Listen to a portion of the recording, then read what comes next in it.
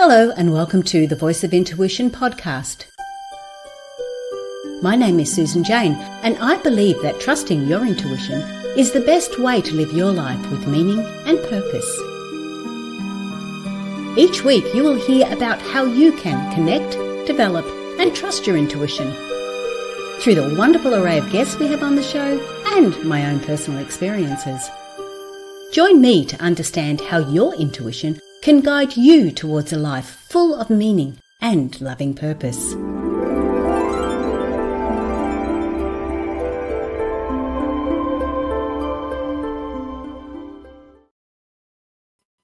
Hello and welcome to the Voice of Intuition podcast. My name is Susan Jane and I'm your host for the podcast.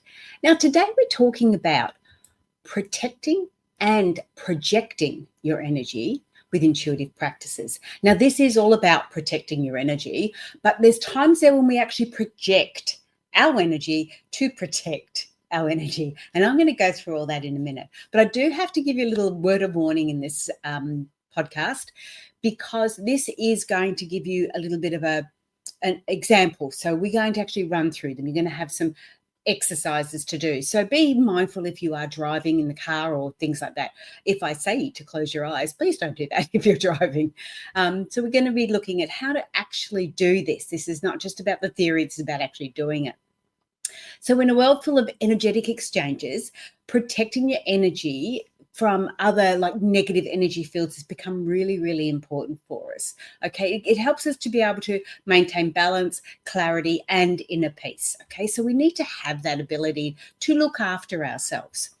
And I'm going to be going through these, and I'm going to run through them in the way that I do my intuitive natures. So we all have the ability to be intuitive. We are all intuitive as part of human nature. So I call them our intuitive natures, and that's why the name of the website is intuitivenature.com.au.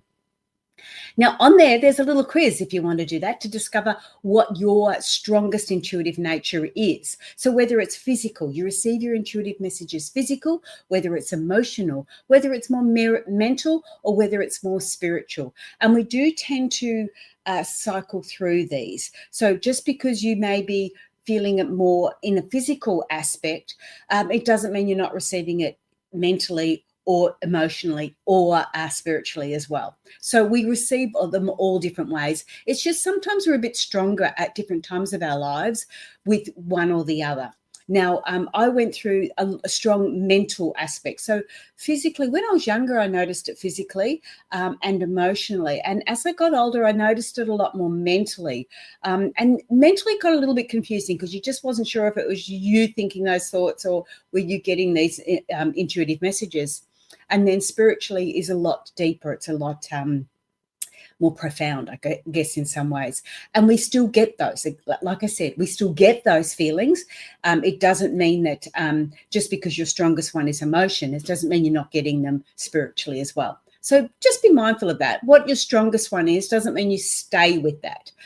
And often I'll use different blends as well to help me get through it. But anyway, let's talk about the protection. Now, we've got 4 types of protection. The instant bubble protection, which is more about your physical intuition when you're receiving your physical messages. Your helpers or your guides protection, which is more about your emotional messages. Then we have what I call the intentional rainbow power, which is more of a projection. When I was talking about projection and protection, this is more about mental intuition. And then there's the pure light, which is a blend of both protect and project, okay? And that's more about the spiritual intuition. But I want to go back into that instant bubble protection, which is more of that physical intuition. Now, the way I've split these all up is because for me, the bubble is a lot more of a physical nature. So when I'm feeling a little bit uncomfortable, when I'm feeling a little bit unsure of what to do, when I'm feeling almost like you're feeling a bit unsafe, the physical bubble, the bubble is a really good way of protecting yourself there. And again, it's a lot of that's to do with your environment. A lot of that's to do with, where you're at. And that's why I like this one as my physical intuition, my physical barrier. So when you're focusing on doing your bubble protection, it's basically exactly what it sounds like. We create this bubble around us. So in our thoughts, we just create this, visualize this bubble around us. And of course, a bubble has that very strong boundary area or protective area, barrier area. And I always think that the negative energy is bouncing off that bubble. Okay, so the energy can come in, but it bounces off that bubble. And that's protecting me inside. Now, I don't always suggest we use the bubble. The bubble's really good when we're either instant and we're unsure of it, and there's issues there. But it also is a barrier. So it does stop the positive and the negative energy coming to you. So it's not one that we want to do too often. I mean, you do it as often as you like, but don't keep it there for too long. All right. So it's more of that instant protection. I need some safeness, and then you allow it to go. You can also put a bubble on someone else too. Now, I used to bubble my when my children came to visit, I would bubble their car when they left. So it was like a protection around their car. It made me feel safe. It made me feel like they were looked after. And by the time they got home, the bubble just burst. It's gone. They're safe and they're back at home. So bubbling somebody else is good too. Again, it's for a period of time. It's for a short period of time. I mean, if they've got a long drive or a long flight, we can have it for the period of that time. But we don't want to always have bubbles over people, because we don't want people living in that sort of environment. It is an instant protection, an instant way to help us. So again, just sit quietly with yourself and just sort of go, okay, this is my intention. I'm going to bubble myself, or I'm feeling a little bit unsure. Just bubble myself. Please protect me. I just need to have that bubble and know that I've got that protection around me. So that was one way of doing it. I stepped up one more from there, because I used to think I didn't want that full protection, but I was in an environment where there was a lot of negativity and there was still a lot of positivity. So I changed the look of the bubble as I developed and I got an understanding for it. And I made the bubbles like little glass sparkly mirrors, and that faced outwards. And the mirrors were my negative mirrors. And so when negativity hit the mirrors, it bounced back to the person or bounced back to the environment. But when it was positive, it went through the gaps and the positivity could come through to me. Now, again, this was my imagination, but this is what resonated with me. If it doesn't resonate with you, then it's not going to work for you. It has to resonate with you. So if you want to do that protection bubble, do the bubble. That's great. And we've got the beautiful colors going through that. It's all beautiful and soft and easy. And we know that we can just walk through it when we're finished with it. If you want to do the sparkles, if you want to do the little mirrors, whatever it is that protects you, that makes you feel safe, use that. And that's your physical intuition. That's your physical barriers and your physical protection. So that's the physical side. The next one is more of the emotional. Now, the emotional is when I start to call on my angels or my guides or my ancestors or that spiritual realm to come forward to me. Now, I call on them because for me, with this sort of protection, with the emotional one, let me put it this way. The physical barrier is because the physical aspect of me being hurt. The emotional one is about me getting hurt emotionally. And a lot of that can be done further away than close up. People don't have to be close to be hurting you emotionally. People can be doing that online. People can be doing that anywhere, and you can feel the emotional effects of it. Okay, so I tend to call in my helpers in that context, my guides, my spirit allies, my angels, my ancestors, anything like that. Whatever resonates with you, call them in. And I see them, and again, use your own imagination because that's your intuition kicking in. I see them as that little bit further away, a little bit more distant from me. So it's not protecting me here so much. It's protecting me a little bit further away. So that negative energy doesn't even come near me. They can also help if you've got energy in your house. Okay, you can feel negative energy in your house. The spirits, the guides will be able to help you with those. The angels, fairies, whatever you want to call in, they can actually help you with spirit in the house, in your environment as well. So where you're protecting yourself, you feel like you've gone into a bubble. This is a little bit different where you're not in that bubble. You're quite empowered, but you're asking helpers to go in and do that sorting out. Sometimes we get the energies attaching to us. So that the guides and the angels will be able to help you and move them away from you too. So they're not necessarily part of you, they sort of attach themselves to you. So while you're sitting there, you might be sitting down having a little bit of a meditation, a little bit of time out. I actually do this when I'm walking. So I'm pacing on my own, I'm walking, because it's like an active meditation. And I'll call them in. I'll call the guides in. I'll call my ancestors in. I'll call those sort of people in. And I just have a chat with them while I'm walking along. And I'll sort of say to them, hey, can you go back to the house and just check and make sure, it's clean there. Clean up any messes or get rid of any messes that are there. Now, we can do that and just let it go. Or what I'll often do is run through it and let my imagination, because again, that's my intuition kicking in. We can only imagine if our soul has lived that before or has experienced it before. We can only imagine that, okay? We can't imagine things that our soul hasn't experienced. We can only imagine the things we have experienced, whether it's physically in this body, or on the TV or whatever, or whether it's in other lifetimes. So that's why we always connect with our imagination, because that's from our soul. So again, have a look at that. And often I'll be walking along and I'll be going, okay, all right, there was something over in that corner there. It felt uncomfortable in that corner there. And I'll watch what they're doing. And they might be using a net to capture them. They may be using a jar. They may be just using white light or smoke or anything. It's not what it is. It is that it is being done. So in my mind, in my mindset, in my spirit, I feel that task has been achieved. And by watching it in my mind, I can see that it's been done. So it does sound a little bit airy-fairy, but this is all about our mindset and what we're doing and how we're feeling about it. When you think about it, as a child and things like that, you would have the monsters under the bed and all the rest of it. No, we never saw them. We never... I often go into a dark room. I can go in there quite easily. And then there's other times I go, oh, that doesn't feel right. So it's not our imagination. It's not artificial. There's something there, and our intuition's kicking in and telling us. So with our emotional intuition, with our emotional messages that we receive, ask your angels and guides to help you with that one. That's really cool. And they do it from a distance, which is quite nice, you can watch. The next part is about the mental intuition. Now, I've referred this one on as a mental aspect because this is where you really have to focus. The next one I have to focus even more, but this one is a lot about focus, and this is about projection, not protecting.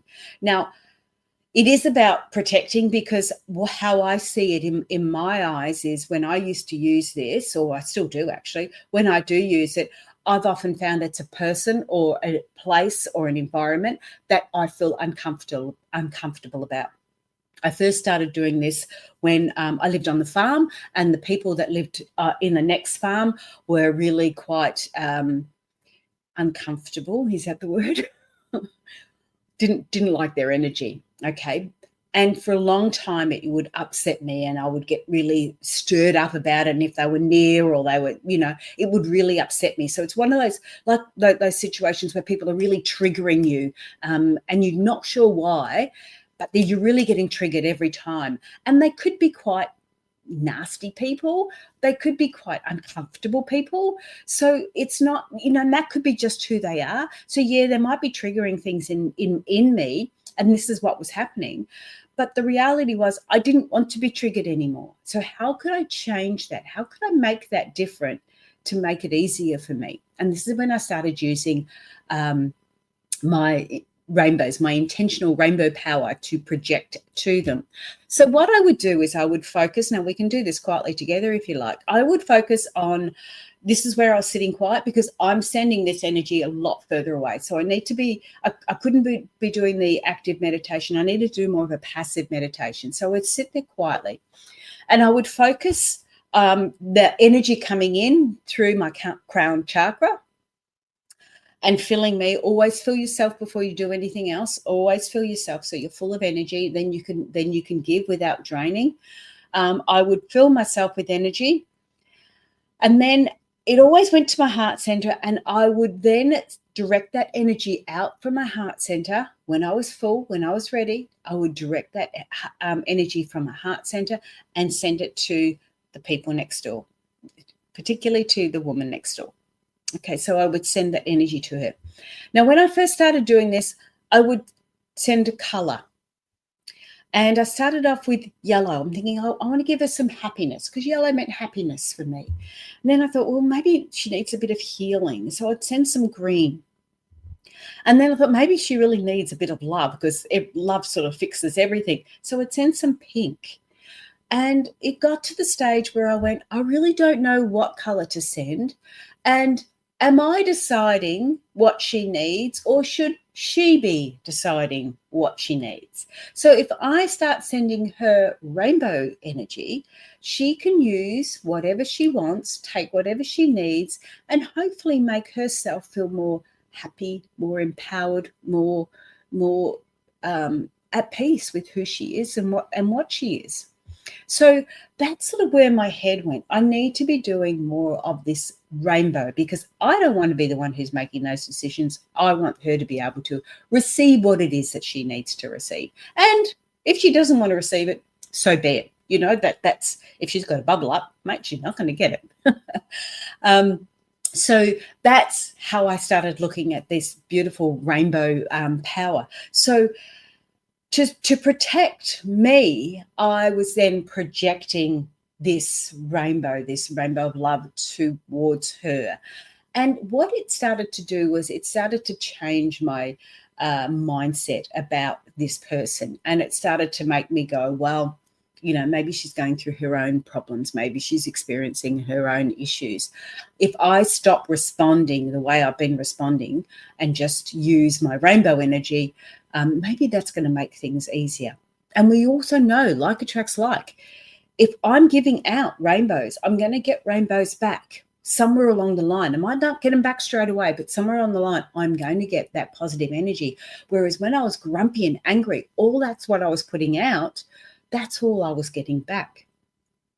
So I started doing this rainbow energy, and I noticed that she didn't come around and be so annoying all the time. Things started to really change. So her life started to change. And it was always particular, because I knew things could change, but my thoughts kept on going, all right, rainbows, just do rainbows. Now, in this context too, I just to make it a little bit more interesting, I couldn't do that from my head. I had to do it from my heart. So when they were that way to the left, I would have to move my body to the left to send the rainbows. If they were to the right of me, I would turn my body to the right and make sure I was doing direct in line, heart to heart or heart to person, because that made me feel like they were getting the full spectrum of the colors. Okay, so again, if this doesn't resonate with you, you may want to send glitter to them. You may want to send something else to them. But when you're sending something positive in that context, what you're doing is you're projecting a positive attitude, a positive mindset, and you're projecting love and things like that, which then protects you in the long run. You're starting to protect yourself in a proactive way. Very similar to when we look at workplace health and safety. We do these things to protect ourselves later on. So we're projecting things that we need to do to protect ourselves later on. So again, and I mean, look, let's face it, two wrongs don't make a right. If I'm starting to send positives, I know that, that's going to be better than me sending negatives, because I know two negatives aren't going to make a positive. So we need to make sure we're putting forward what we want to receive back. Okay, that's our mental projection for protection. Okay, the last one. How am I going for time? Hang on, I've got to move my little notes. I'm going for time pretty good. Now, the last one is the biggest one. And this one, This is all about spiritual intuition, spiritual intuitive messages coming through. This one can be the easiest if you're a spiritual intuitive. This could be the easiest one to do, and you would sort of go, why would you do anything else? However, I have again used a few different ones at a few different times, but this is my go-to, my strongest one. Now, the white light is so pure. White light, darkness cannot penetrate white light. Okay, you can walk into a room, you can flick a switch on, darkness goes, you've got light.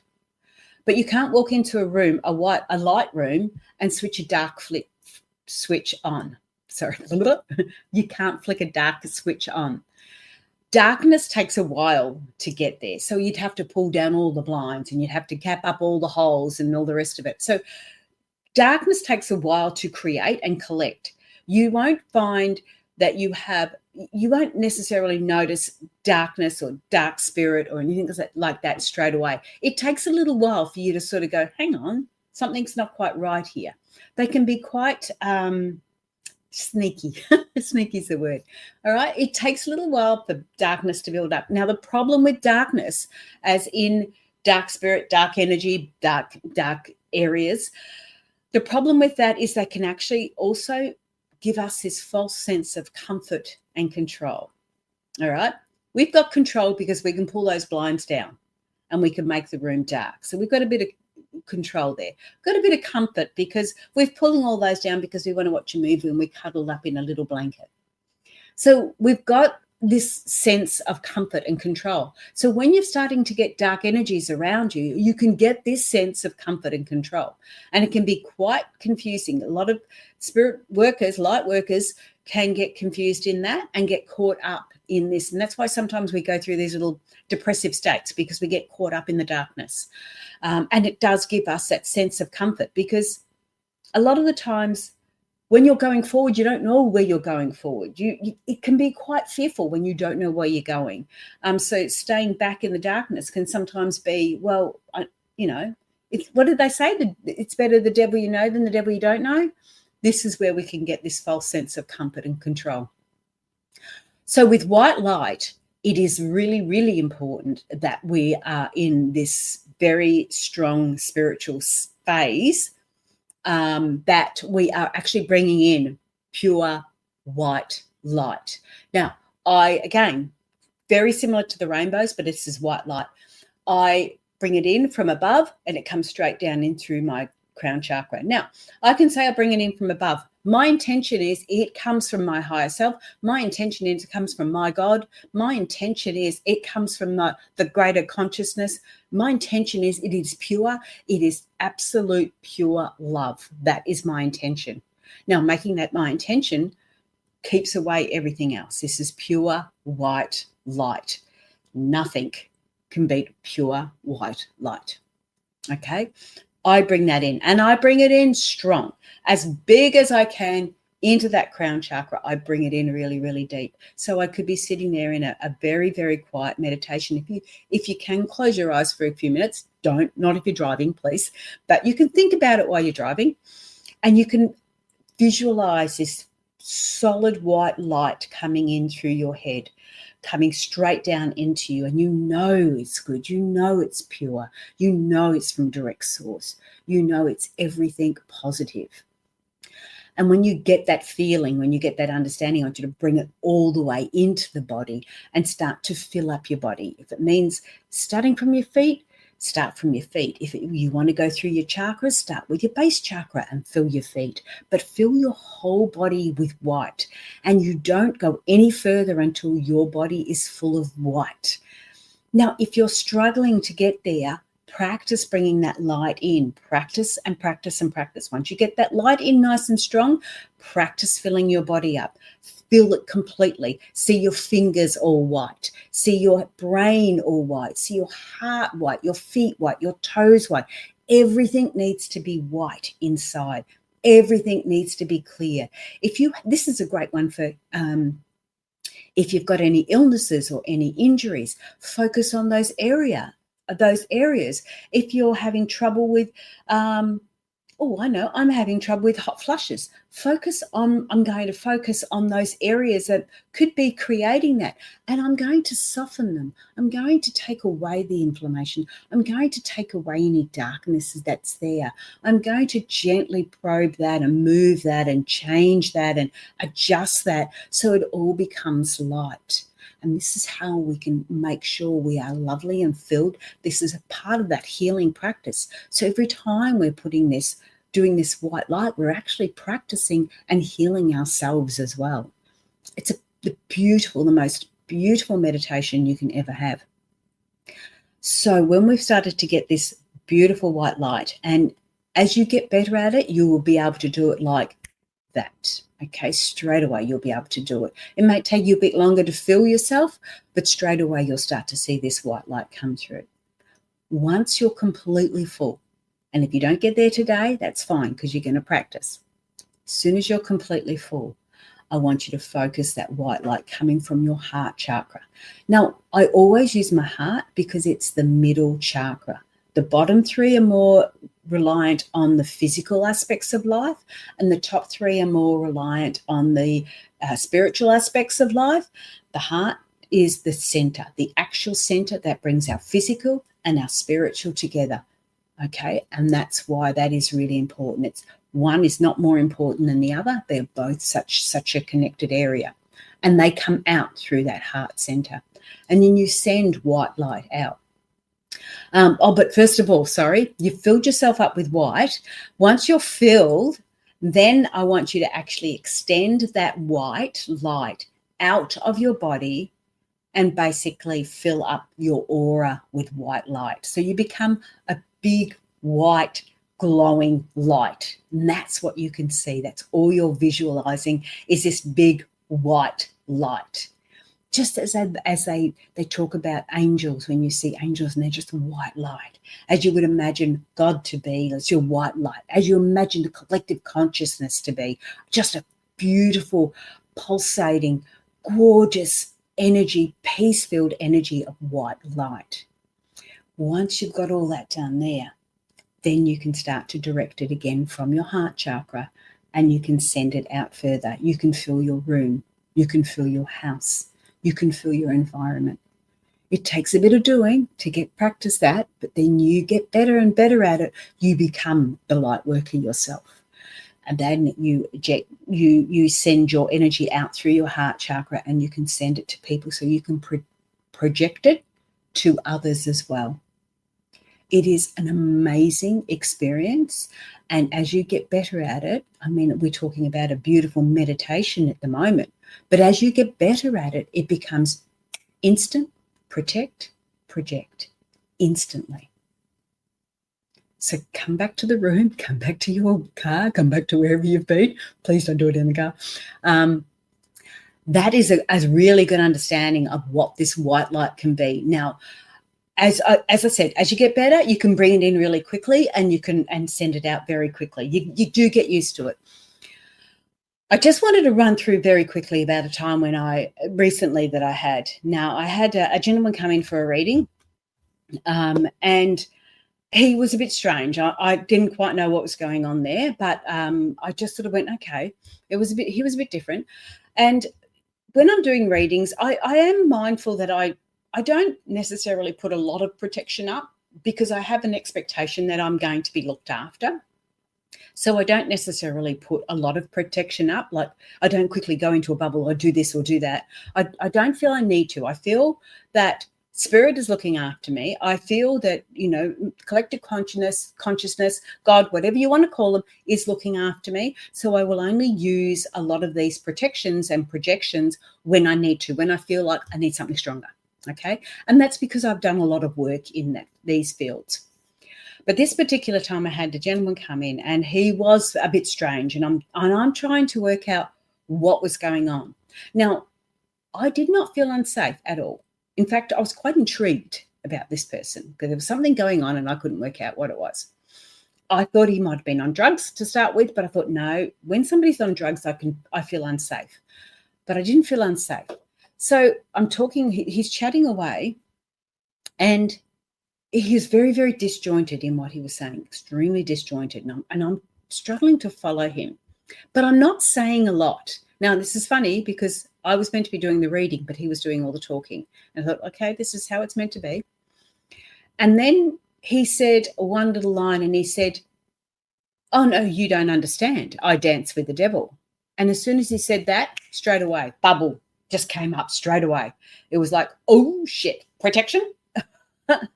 And then I brought the white light in and I sent white light to him. Now, in doing this, in sending that white light to him in that form, I was protected by my bubble. But this white light also helped him, if I could, help him remove the darkness that was with him. So that was my intention. Okay. Again, all about intention. My intention was to protect myself first up, and then to actually send white light, because I know if I'm sending that white light, negatives can't get to me. I know darkness can't get to me because I'm white. I'm light. So in doing that, I that's what I did. So then trying to listen to him, trying to work out what's going on, and still do a reading for him, so still connecting and everything else, and then mentally putting this projection up and putting this white light out, it was a full 45 minutes of, okay, am I going to get through this? So it was quite challenging, but I did it. I did it. And I was still in awe of this person because I couldn't work out what it was. It wasn't until a bit later on, as we got through, and I reckon we probably, like 3/4 of the way through the reading. And again, he was doing most of the talking. I started to get this understanding, and he had multiple personalities, because one was very spiritual. One was very spiritual in that way. One was very aggressive. And there was one that was dancing with the devil, and he brought that up a couple of times, and it was quite strange to actually listen to these multiple personalities. Now, I've read about multiple personalities, I hadn't experienced it before, but I've read about it, so I sort of had an understanding of it. There was one there that was, he didn't talk in a feminine voice, but it felt like feminine, a young girl. It felt like a frightened young girl in one of them. But I reckon I could have picked about 5 of them. And one of them that was the stronger, obviously the more dominated one, and that was the one you sort of first met. But then these other ones came in, and I could then assess that he was actually almost talking to each of these different personalities, and they would come through. So I allowed him to do all the talking, like he'd paid. I couldn't give him information. I gave him the information I could give him, but that personality took it on, but the next one didn't. So I had to say something different to that person. And then I had to say something different to another person, another personality. So it was really quite challenging going through all of those. But the main thing was that as soon as I felt that uncomfortableness, straight away I bubbled up, and then I started using the white light. Now I used the white light because I felt that this person was really in trouble. Like they didn't know what was going on. They didn't really have an understanding of it. So I really felt like they were in trouble. So that's why I sent the white light, to give them some support and to drive out any darkness if I could. So we put it all together. You use what you need to use. Practice all of them. Use what you need to use. You will find some just more automatic. And like I said, because when he said about dancing with the devil, I felt physically uncomfortable, so the bubble went up. Okay, didn't feel emotionally uncomfortable. Emotionally, oh my God, I was watching. I was intrigued. But yeah, it was quite interesting. But anyway, that's putting it all together. So you've got an understanding of the 4 different ways. Now, there's lots of other ways to protect yourself. These are not the be all and end all. There's lots of different ways to protect yourself, lots of ideas that you can have. But I've put them together in this way because I've put them together to match your intuitive nature, to really focus in on what suits you at that particular time. Do you need the physical protection? Do you need more of an emotional protection? Going through my relationship with my breakdown in that side of it, emotional protection was something that I needed a lot of, and yet I didn't use that. because it didn't occur to me to use that. So I've got better. But that is all from me today. I hope you've enjoyed the podcast.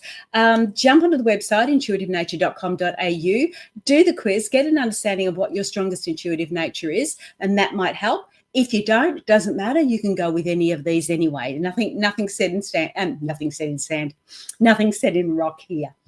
The next blog and podcast I will be doing. This is also a blog if you wanted to quickly read it, but it's more about the dot points on here. You get a lot more information on the blog, on the podcast, than you do on the blog.